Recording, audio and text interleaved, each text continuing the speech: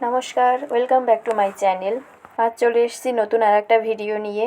খারাপ হয়ে যাওয়া লেবু কিভাবে স্টোর করে রেখে আবার পুনরায় ব্যবহার করা যায়। ভিডিওটি পুরোপুরি দেখো, আশা করি তোমাদের কাজে আসবে। এখন প্রথমে লেবুগুলোকে ছোট ছোট টুকরো করে কেটে এর রসটা বের করে নেব। যারা আমার ভিডিও প্রথমবার দেখছো তাদের কাছে অনুরোধ, তোমরাও ভিডিওটাকে লাইক করে দেবে আর চ্যানেলটাকে সাবস্ক্রাইব করে দিও। লেবুগুলো আমার মোটামুটি কাটা হয়ে গেছে। এবার এই একটা একটা টুকরো নিয়ে এর রসগুলো ভালো করে চেপে চেপে বের করে নেব। ধন্যবাদ জানাই রাজস্থানী সবজি মন্ডির মালিককে। ঠাকুরের বাসন ধোবো শুনে উনি আমায় এক ব্যাগ লেবু দিয়েছিলেন।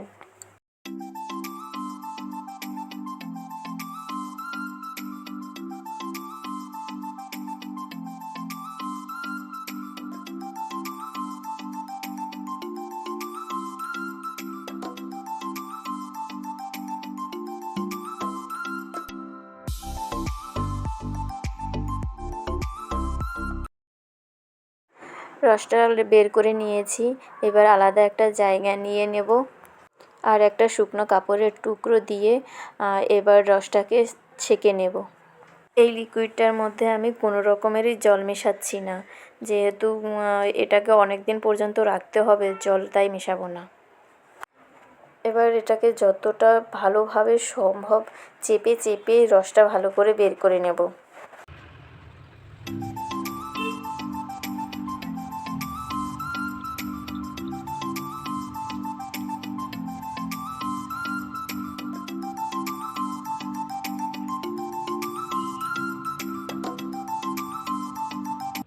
আর এই অবশিষ্ট যেটা রয়ে গেছে এটাও ব্যবহার করা যায়। এখন আমি নিয়ে নিচ্ছি একটা বোতলটা আমি আগে থেকে ধুয়ে শুকিয়ে রেখেছিলাম, এর মধ্যে একটুখানিও জল নেই। এখন লিকুইডটা বোতলের মধ্যে ঢেলে ঢাকনা বন্ধ করে আমি ফ্রিজে এটাকে স্টোর করে রাখবো। যখন যতটুকু দরকার তখন এটাকে ব্যবহার করা যাবে। এটা দিয়ে আপাতত আমি ঠাকুর ঘরের পেতলের বাসনগুলো মাজার কাজেই ব্যবহার করব। তবে লেবুর রসে কাঁসা, তামা আর স্টিলের বাসনও খুব ভালোভাবে পরিষ্কার হয়। লেবুর রস স্টোর করা হয়ে গেছে। তো ভিডিওটি কেমন লাগলো তোমরা অবশ্যই কমেন্টে জানিও।